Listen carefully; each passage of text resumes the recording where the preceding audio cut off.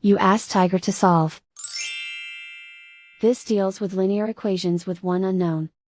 The final result is w equals -9. Let's solve it step by step. Group all constants on the right side of the equation. Add 17 to both sides. Simplify the arithmetic.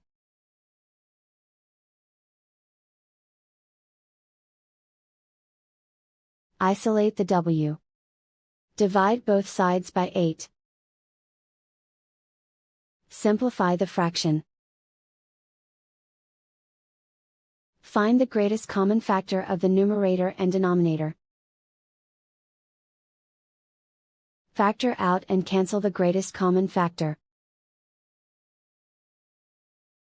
And so the final result is w equals -9.